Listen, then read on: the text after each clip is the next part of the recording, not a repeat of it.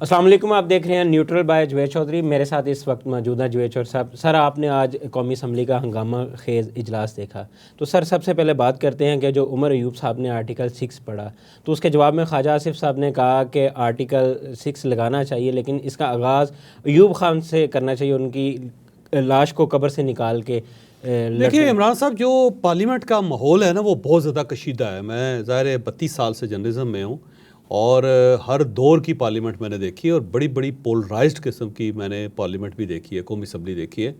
जिसमें एक दूसरे के ऊपर चूड़ियाँ फेंकी जाती थी, एक दूसरे के ऊपर दुपट्टे भी फेंके जाते थे और कान पड़ी आवाज़ जो थी वो सुनाई नहीं देती थी, इसमें कोई शक नहीं है, बहुत कुछ होता था। लेकिन जो इस वक्त कौमी असम्बली का माहौल है, इससे पहले मैंने बिल्कुल नहीं देखा।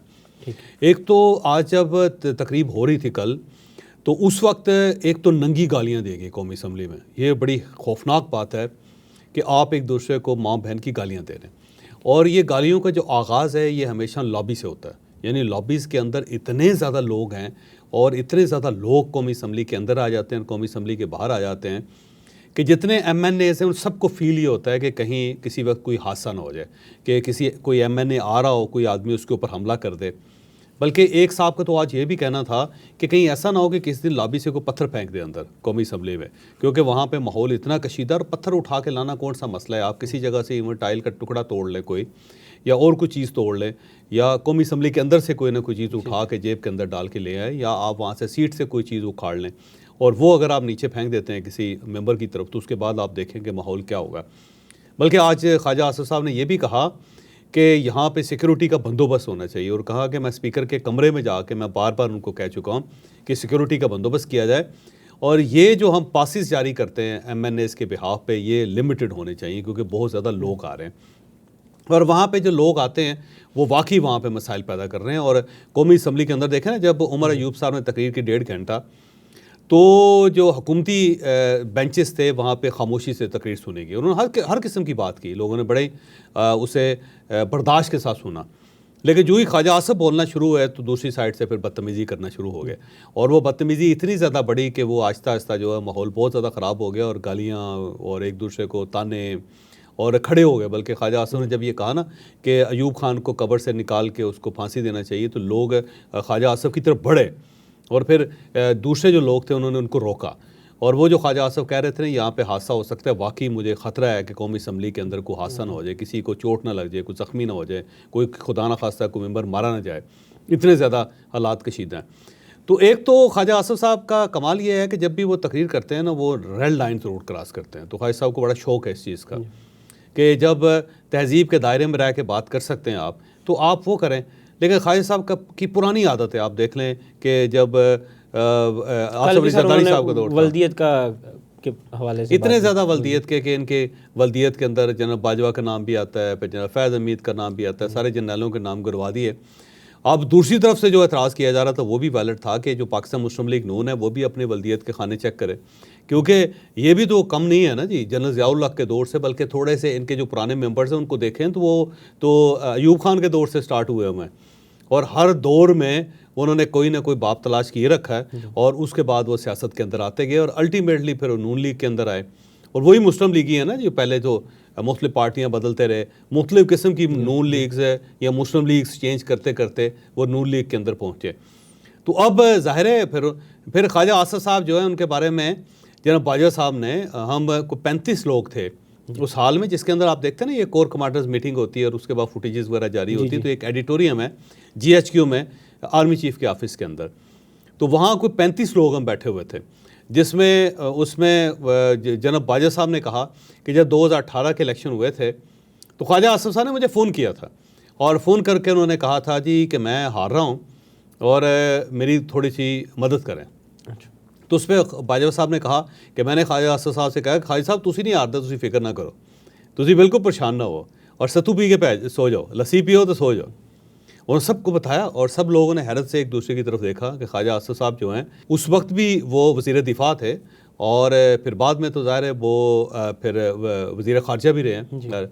तो ख्वाजा आसिफ साहब सब कुछ थे उस ज़माने में भी। तो जनाब बाजवा साहब ने बताया सबके सामने, और फिर वो मीडिया के अंदर रिपोर्ट हुआ, और आज तक ख्वाजा आसिफ साहब ने उसकी कोई तरदीद नहीं की, कोई वजाहत नहीं दी। लेकिन बाद में भी, बल्कि जब नए आर्मी चीफ बन रहे थे तो उस वक्त ख्वाजा आसिफ साहब नेगोशिएशन में थे क्योंकि वज़ीर दिफा थे और इनके पास ये इख्तियार था और इन्हीं के ज़ाहिर दफ्तर से समरी निकलनी थी और ये बार बार जनाब बाजवा साहब के पास जाते थे और जनाब बाजवा साहब ने मुझे खुद बताया कि ख्वाजा आसिफ साहब के कई फेसेस हैं और यहाँ पे वो कुछ कहते थे, कहीं पे कुछ कहते थे, कहीं पे कुछ कह जाते थे। और बल्कि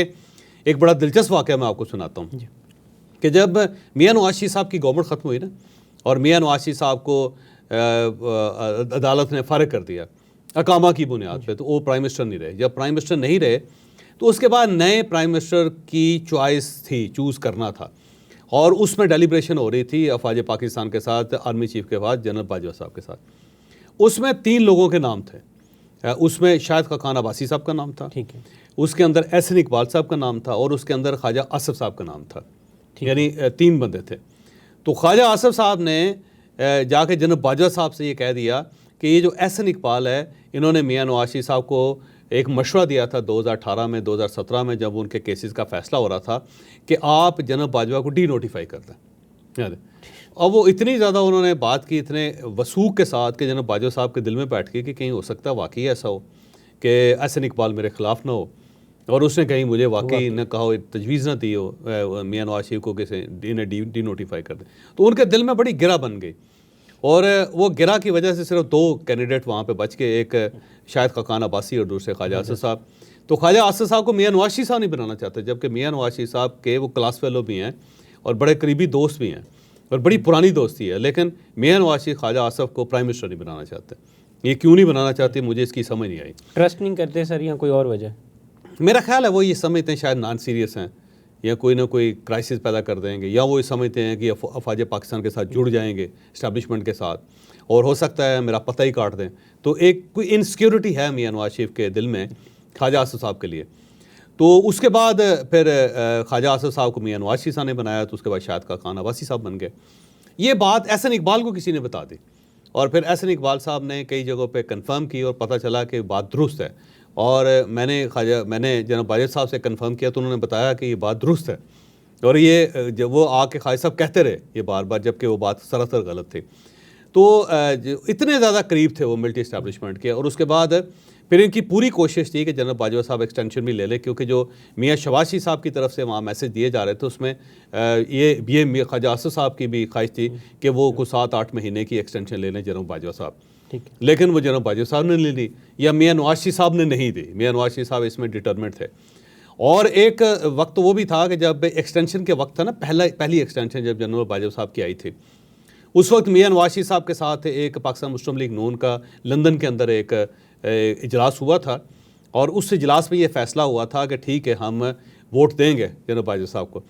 लेकिन हम अपना वेट भी डालेंगे ताकि थोड़ा सा पीछे भी लगाएंगे, थोड़ा सा तरसाएंगे भी। गवर्नमेंट से कहेंगे कि वो अपना प्लान लेके आए, वो अपनी करारदाद लेके आए, वो अपनी तहरीक लेके आए या अपना बिल लेके आए, फिर हम उसके ऊपर निगोशिएट करेंगे, फिर बात करेंगे ताकि गवर्नमेंट को ये महसूस ना हो कि फौरी तौर पे इन्होंने हमायत कर दी थी। और साथ मिलिट्री इस्टेब्लिशमेंट को भी इंगेज करेंगे ताकि उनकी गर्दन पे एहसान होना चाहिए। लेकिन जिस दिन ये बिल आया और एक्सटेंशन का वक्त था तो ख्वाजा आसिफ साहब ने तमाम लोगों को इकट्ठा करके, उसमें सेनेटर्स भी थे, उसमें MNAs भी थे, उन सबको कहा कि मियां नवाज शरीफ साहब ने कहा है कि हमने अनकंडीशनल सपोर्ट करनी है और कोई हमने बात नहीं करनी और सीधा जाके वोट देना है। तो उस पर बल्कि जो परवेज़ रशीद साहब थे उन्होंने हाथ खड़ा किया, हाथ खड़ा करके कहा जी मैं वोट नहीं दूंगा और मुझे ख्वाह पार्टी निकाल भी दे तब भी मैं वोट नहीं दे रहा। जो उन्होंने वाकई सर तो वो उठ के निकल गए थे बात। लेकिन बाकी तमाम लोगों ने जो आज बड़े जमहूरियत के चैम्पियन है ना, उन सब लोगों ने लाइन में लग के वोट दिए थे। और जब ये वोट दे दिया और फिर मियां नवाज शरीफ साहब को पता चला कि ख्वाजा आसिफ साहब ने मेरे बिहाफ पे ये कहा है, तो वो मियां नवाज शरीफ साहब नाराज़ हो गए ख्वाजा साहब। उसकी वजह ये कि मियां नवाज शरीफ साहब ने उनसे कतन ये नहीं कहा था कि अनकंडीशनल सपोर्ट करें। उनका ये कहना था कि आपने बिल देखना है, बिल देखने के बाद आपने निगोशिएट करना है, बात करनी है, थोड़ा पारा सिर पहना, एवं नहीं है कि आप उठें और उसके बाद जाके फौरी तौर पे वोट दे दें। तो वो ख्वाजा आसिफ साहब ने नहीं किया, क्योंकि ख्वाजा आसिफ साहब की दोस्ती है जनरल बाजवा साहब के ससुर के साथ, ठीक है, और वो क्योंकि वहाँ पे सियालकोट के अंदर रहे हैं तो उस मुनासबत से ख्वाजा साहब का बड़ा राब्ता था जनरल बाजवा साहब के साथ। तो जनरल एजाज़ अमजद साहब जो हैं वो बेसिकली उनके बड़े करीब थे ख्वाजा साहब के, और ख्वाजा साहब उनके ज़रिए से ही जनरल बाजवा साहब के साथ मामलात अपने तय करते थे। तो वो जो खालिद साहब हैं उनके अपनी, क्योंकि क्लोजेट में बहुत ज़्यादा स्केलेटन्स हैं, तो उन्हें इस टाइप की बात नहीं करनी चाहिए थी। वो हमेशा रेड लाइन क्रॉस कर देते और उसके बाद फसाद पैदा हो जाता है। आपको याद हो गया होगा कि इन्होंने श्री मज़ारी साहिबा के बारे में कह दिया ट्रैक्टर ट्रॉली, और उसके बाद खासा पार्टी को एम्बेरसमेंट का सामना करना पड़ा। तो आज भी जो कल इन्होंने कहा, मेरा ख्याल है इतनी लाइन क्रॉस नहीं करनी चाहिए। सर कल उन्होंने ये भी कहा कि हमने जनरल ज़ियाउल हक का साथ दिया, हमने कौमी असम्बली के फ्लोर पे माफ़ी मांगी। तो जो सर बाजवा साहब ने इनको फेवर दी थी, ये माफ़ी मांगेंगे? मेरा नहीं ख्याल कि माफ़ी मांगी। अब तो वो जनरल बाजवा नहीं कहते, जनरल सिर्फ बाजवा कहते हैं। उस वक्त तो जनरल कमर जावेद बाजवा साहब कहते होते थे। तो मेरा ख्याल है साल के बाद ही ख्वाजा साहब ने उनको बाजवा बाजवा कहना शुरू कर दिया। बल्कि फौरी तौर पे जब वो चले गए तो उसके बाद बाजवा बाजवा, तब तो उन्होंने ताना बना लिया ना बाजवा साहब को। और वो बाजवा साहब से रिलेटेड बहुत सारी बातें भी करते रहते हैं, जिनकी ज़ाहिर जनरल बाजवा साहब तरदीद करते हैं कि ये बात तो हुई नहीं थी। और वो कह देते हैं कि ख्वाजा आसिफ साहब जो उनके कई फेसेस हैं, कोई एक फेस हमारे सामने था, एक दूसरा फेस इनके सामने है, तीसरा फेस को नवाज शरीफ के सामने है, कुछ वो पब्लिक के सामने है। तो वो कहते हैं कि इतने ज़्यादा चेहरे हैं खालिद साहब के कि जहाँ ज़रूरत पड़ती है वो लगा लेते हैं और अपना काम चला लेते हैं। तो मेरा ख्याल है ख्वाजा साहब को इस लेवल तक नहीं जाना चाहिए था। जब वो इस लेवल पे जाएंगे, और वो उमर अयूब साहब के दादा भी हैं ज़ाहिर है, तो वो हर शख्स जो है ना अपने पेरेंट्स के लिए सेंसिटिव होता है। अब अगर ख्वाजा सफदर साहब के बारे में कोई कहे तो ज़ाहिर तकलीफ़ होगी और बात करेंगे वो उठ के, ख्वाजा साहब को भी बड़ी तकलीफ़ होगी। या इनके दादा के बारे में कोई बात करे, ये ठीक है वो डिक्टेटर थे और वो नहीं होना चाहिए था, लेकिन हमारी हिस्ट्री है, हमारी हिस्ट्री के अंदर वो ज़ाहिर है बाकायदा वो एक हिस्सा है उस हिस्ट्री का, तो आप उसे कैसे माइनस कर सकते हैं। फिर जो जुल्फ़िकार अली भुट्टो साहब हैं, वो सेक्रेटरी जनरल रहे हैं उनकी पार्टी में, और वो वज़ीर ख़ारजा भी रहे हैं अयूब खान के, तो इतने करीब रहे हैं वो अयूब खान के, तो ज़ाहिर पीपल्स पार्टी को भी बात नहीं करनी चाहिए। सर कल एक बड़ा इस्तीफ़ा आया, उस हवाले से भी आपसे बात करेंगे। वो इस्तीफ़ा लिया गया या दिया गया? उससे सर लिया गया, वैसे बड़ी मुश्किल से दिया उन्होंने, आगे चल के करते हैं बात। सर पहले ये फरमाइएगा कि सर उमर अयूब साहब ने असम्बली के फ्लोर पे आइन पढ़ा, आर्टिकल 6 पढ़ा। दूसरी तरफ sir Imran Khan army chief को लेटर लिखने का कह रहे हैं, और साथ ही सर जो उनके तर्जमान है हसन रऊफ़ कह रहे हैं कि हम राना सनाउल्लाह की जो मुज़ाकरात की तजवीज़ है उसके हम कायल नहीं है, हम बात करेंगे तो डायरेक्ट आर्मी चीफ और डीजे। पूरी पार्टी ये कह रही है जी कि जो मीटिंग है, जो डायलॉग है, जो डील है, वो सिर्फ फ़ौज के साथ होगी। और पाकिस्तान तहरीक इंसाफ के डीएनए के अंदर है, वो ये समझते हैं कि सिर्फ फ़ौज एक ही है और उसका नाम पाक फ़ौज है और वही सब कुछ कर सकती है। और क्योंकि वही थी फ़ोर्स जो इमरान खान को लेकर आई थी, अगर जनरल पाशा साहब मेहरबानी न करते और आखिर में जनरल फैज़ हमीद साहब मेहरबानी न करते तो इमरान खान साहब ना इक़्तिदार में आ सकते थे, ना वो गवर्नमेंट चला सकते थे। जब देखे फ़ौज पीछे हटी ना, तो इमरान खान साहब की गवर्नमेंट धड़ाम से गिर गई, और उसके बाद इमरान खान साहब एक दिन भी इक़्तिदार के अंदर कदम नहीं जमा सके, और ये एक हकीकत है। लिहाजा उनको पता है कि बाकी सब अहम फजूल हैं और इनसे बात करने का कोई फ़ायदा नहीं है, बात वो सिर्फ GHQ के अंदर ही होगी, रावलपिंडी के अंदर ही होगी, और ये पार्टी खुद कहती है। अब देखें ना, उमर अयूब साहब जो हैं वो कल ये कह रहे थे कि हर इदारे को लिमिट्स में रहना चाहिए, ठीक है, और जिन लोगों ने लिमिट्स क्रॉस की उन सब के खिलाफ आर्टिकल 6 लगना चाहिए, ऐसे ही। और साथ ही उससे पहले इमरान खान साहब ने दिन के वक्त ही कह दिया था 190 मिलियन पाउंड का जो केस था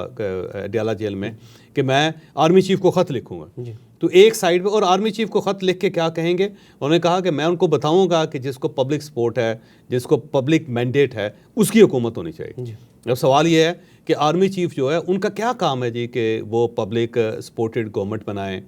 या इमरान खान साहब का ख़त वसूल करें, या इमरान खान साहब के ख़त का जवाब दें, या इमरान खान साहब जो फार्मूला पेश कर रहे हैं उस फार्मूले के तहत वो अपनी सियासत को, पाकिस्तान की सियासत को ड्राइव करें। तो आर्मी चीफ़ का ये काम तो नहीं है। और मेरा ख्याल ये है कि अगर आर्मी चीफ़ इमरान खान साहब का ख़त भी वसूल करेंगे तो अपनी लिमिट क्रॉस करेंगे, वो अपनी हदूद से बाहर जाएंगे। तो मेरा ख्याल है एक तो उमर अयूब साहब को, इमरान खान साहब को रोकना चाहिए, उन्हें कहना चाहिए कि जनाब जान दो, इस तरह ना करो, हम तो चाहते हैं कि तमाम इदारे अपनी हदूद में रहें, आप खुद हदूद को क्रॉस कर रहे हैं, तो आप मेहरबानी करके इस किस्म का कोई ख़त ना लिखें, हमें करने दें जो कुछ करना है। और अगर हम डेमोक्रेट्स हैं तो फिर हमें डेमोक्रेट्स के साथ डायलॉग करना चाहिए। तो उमर अयूब साहब को फौरी तौर पे इमरान खान साहब का हाथ पकड़ लेना चाहिए, और वो बंदा जो बाहर बैठ के जेल से इमरान खान साहब के बिहाफ पे इस ख़त डिक्टेट कर रहा है, वहाँ फौरी तौर पे उनको रुकवा देना चाहिए, क्योंकि वो तो टाइप कर ही जा रहा है। तो जो टाइप कर रहा है कम से कम उसका स्विच ऑफ कर दें, उसको को कि अल्लाह दा वास्ते ना करिए तू, क्योंकि ये बड़ा मसाइल हमारे लिए पैदा हो जाएंगे। क्योंकि इमरान खान साहब ने तो डायरेक्शन दे दी अंदर से, उन्होंने डायरेक्शन दे दी और बाहर से ख़त तैयार हो रहा है। बिल्कुल उसी तरह जिस तरह उन्होंने कहा और 2 अखबारात के अंदर आर्टिकल छपके इमरान खान साहब के बिहाफ पे इमरान खान साहब का वर्जन आया, इमरान खान साहब ने वो लिखे, इमरान खान साहब ने बाकायदा डिक्टेट करवाए, तो वो बाहर बैठा हुआ था बंदा। सेम अब एक ख़त लिखने वाला बंदा भी बैठा हुआ है और वो ख़त इस वक्त धड़ाधड़ तैयार कर रहा है और वो ख़त जो है वो मेरा ख्याल है GHQ बाद में पहुंचेगा, पहले मीडिया के पास आ जाएगा और वो होगा बड़ा खौफनाक कि आप ये हैं, आप वो हैं, आपको कश्मीर के अंदर हालात नज़र नहीं आ रहे, आपको बलूचिस्तान के अंदर हालात नज़र नहीं आ रहे, पंजाबियों के साथ वहाँ पे क्या हो रहा है, अफ़गानिस्तान के अंदर आपने क्या गड़बड़ कर दी है सारा, गिलगित बल्तिस्तान में क्या हो रहा है और ये जून जुलाई के अंदर क्या होगा, IMF के साथ क्या एग्रीमेंट कर रहे हैं, आप मुल्क के साथ क्यों ज़्यादती कर रहे हैं और मेरी 68 सीटें हैं आपके पास एक्स्ट्रा, वो मुझे वापस करें और गवर्नमेंट बनाने दें मुझे ताकि मैं पाकिस्तान को लीड करूँ, पाकिस्तान को चलाऊँ। ये सारी चीज़ें उस सर उन्होंने पेशन गोई भी की है कि जून जुलाई में हुकूमत जो है वो ख़त्म हो जाएगी और टैक्सेस इतने लगेंगे कि लोग सड़कों पे आ जाएंगे। तो खान साहब के माइंड में कहीं ये चल रहा है कि जून जुलाई में ये IMF ज़ाहिर IMF के साथ जो एग्रीमेंट हुआ है वो टाइट तो कर रहा है जी पाकिस्तान को। अब हर चीज़ से हर काम से पहले हमें परमिशन लेनी पड़ती है IMF से और ये बात दुरुस्त है। अभी कश्मीर को 23 अरब रुपए की सब्सिडी दी है, अभी IMF के सामने पेशी होगी पाकिस्तान की कि आपने जनाब गवर्नमेंट ऑफ पाकिस्तान की कि आप ये बताएं कि आपने ये क्यों सब्सिडी दी, लेकिन वहाँ पे राइट्स हो रहे थे और या तो आप उन राइट्स को चलने देते और वो बड़ी तेज़ी से रावलपिंडी आ जाते, जैसे कल रावलपिंडी के अंदर भी हुआ। आपको पता है यहाँ पे जो कश्मीरी स्टूडेंट हैं पूरे रावलपिंडी के अंदर, वो बल्कि हम फुटेज भी चला देते हैं अभी, और वो मरी रोड के ऊपर आ गए और वही नारे जो इस वक्त मुजफ्फराबाद में चल रहे हैं वो रावलपिंडी के अंदर भी चले, लेकिन रावलपिंडी के अंदर पुलिस ने ये मेहरबानी की कि उन्होंने किसी किस्म का तशद्दुद नहीं किया और रैली निकालने की इजाज़त दी और वो पूरे मरी रोड के ऊपर वो घूम फिर के वापस चले गए। लेकिन ये इब्तदा है और अगर कश्मीर के अंदर मामला दुरुस्त नहीं होते तो ये फैलेगा, क्योंकि ये स्टूडेंट सिर्फ रावलपिंडी के अंदर नहीं है, लाहौर के अंदर भी हैं, ये पेशावर के अंदर भी हैं, कराची तक तो कश्मीरी हैं। और अगर उन्होंने वहाँ पे ये काम स्टार्ट कर दिया तो पाकिस्तान या इंतज़ामिया पाकिस्तान की उसके लिए कंट्रोल करना इतना आसान काम नहीं होगा। पुलिस तो बिल्कुल नहीं कर सकेगी सारे मामला को दुरुस्त। सर आप बताइएगा कि कल जो एक बड़ा इस्तीफ़ा है वो इस्तीफ़ा दिया गया या लिया गया? हाँ, मेरा ख्याल मियाँ शहबाज शरीफ साहब के इस्तीफ़े की बात कर रहे हैं, तो मियाँ शहबाज शरीफ साहब जो हैं वो पार्टी के सदर भी थे और बल्कि पार्टी की सदारत की हैसियत से, सदर की हैसियत से उन्होंने टिकट्स भी जारी किए थे और जब टिकट्स जारी हो रहे थे फरवरी के अंदर बल्कि जनवरी के अंदर, तो उस वक्त बड़ी दिलचस्प सूरत हाल थी। एक टिकट मियाँ नवाज शरीफ साहब कमिट कर देते थे और उसके बाद जब वो टिकट जारी हो जाता था तो मियाँ शहबाज शरीफ साहब और उनके स्टाफ के लोग उसको फाड़ के तो उसकी जगह नया टिकट जारी कर देते थे और बड़ा कन्फ्यूजन और क्यास था। और उस वक्त पार्टी के लोगों को फील होता था कि मियाँ नवाज शरीफ बेबस हो गए, बल्कि मियाँ नवाज शरीफ साहब के ऊपर लोगों को तरस आना शुरू हो गया था। और इस वक्त जो मियाँ नवाज शरीफ साहब के साथ लोग हैं ना, वो उस वक्त बड़ी बेचारगी से देखते थे, कभी मियाँ शहबाज शरीफ साहब की तरफ, कभी मियाँ नवाज शरीफ साहब की तरफ। बहरहाल वो सारा इलेक्शन मियाँ शहबाज शरीफ साहब का था, उन्होंने टिकटों का फ़ैसला भी किया। पंजाब के अंदर मरीम नवाज साहबा का कोई था अमल दखल, लेकिन वफाक में तो मैक्सिमम टिकट्स जो थे वो मियाँ शहबाज शरीफ साहब ने फ़ैसला किया था। उसके बाद गवर्नमेंट बन गई। जब गवर्नमेंट बन गई तो फिर आपको पता है सदर आसिफ अली जरदारी साहब बने और जब वो तकरीर कर रहे थे जॉइंट सेशन में तो पाकिस्तान तहरीक इंसाफ ने खड़े होकर कहा कि ये तो सदर हैं एक पार्टी के, तो एक पार्टी का जो चेयरमैन है वो सदर कैसे हो सकता है, तो इन्हें या तो पार्टी से इस्तीफ़ा देना चाहिए या फिर पाकिस्तान की सदारत से इस्तीफ़ा देना चाहिए। तो उसके बाद ये भी खुला कि मियाँ शहबाज शरीफ साहब जो प्राइम मिनिस्टर हैं वो साथ पार्टी के सदर भी हैं, तो अगर सदर के ऊपर ऑब्जेक्शन हो सकता है तो मियाँ शहबाज शरीफ साहब के ऊपर ऑब्जेक्शन क्यों नहीं हो सकता। तो उसके बाद फौरी तौर पे बात करनी शुरू की। फिर मियाँ नवाज शरीफ साहब का जो लॉयल ग्रुप है पार्टी के अंदर, उसने फिर ये बात करनी शुरू की। उन्होंने पार्टी के इजलास में भी बात की और ठीक ठाक किस्म की बात की और मीडिया के अंदर भी बात की, जैसे कि राना सनाउल्लाह साहब ने सबसे पहले उठाया कि जी वो सदारत तब्दील हो रही है और उसके बाद बाकायदा मीडिया के अंदर आना शुरू हो गया, सवाल उठाए जाने लगे। तो आहिस्ता आहिस्ता फिर ये इतना ज़्यादा फैला कि बाकायदा मियाँ शहबाज शरीफ साहब तक मैसेज दिया गया कि आप इस्तीफ़ा दे दें, लेकिन मियाँ शहबाज शरीफ साहब इस्तीफ़ा नहीं देना चाहते। पार्टी का इजलास 11 मई को होना था, लेकिन 11 मई तक इजलास नहीं हुआ था। उसकी वजह यह है कि इजलास होता तो मियाँ शहबाज शरीफ साहब से इस्तीफ़ा मांग लिया जाता। अल्टीमेटली पार्टी ने मजबूर करके मियाँ शहबाज शरीफ साहब से कहा कि आप इस्तीफ़ा दें और मजबूरन मियाँ शहबाज शरीफ साहब ने इस्तीफ़ा दिया, क्योंकि वो पार्टी नहीं छोड़ना चाहते थे, क्योंकि वो पार्टी छोड़ेंगे तो वो सिर्फ प्राइम मिनिस्टर की हद तक महदूद हो जाएंगे और गवर्नमेंट चलाने के लिए भी उन्हें मियाँ नवाज शरीफ साहब की मदद की ज़रूरत होगी। तो शहबाज साहब चाहते हैं इंडिपेंडेंट अपने। सर अब ये बताइएगा कि मियाँ नवाज शरीफ साहब पार्टी के सदर बन जाते हैं तो एंटी इस्टेब्लिशमेंट वो बयानियाँ लेके आएंगे? अभी सरे दस्त तो नहीं, लेकिन आने वाले दिनों में मेरा ख्याल है वो तेल देखो और तेल की धार देखो वाला सूरत हाल होगी। सरदस मियां नवाज शरीफ साहब प्रेसिडेंट बन रहे हैं, ठीक है, और ख्वाजा साद रफ़ी साहब सेक्रेटरी जनरल बन रहे हैं, यानी एहसन इकबाल साहब से ये कुर्सी निकल जाएगी।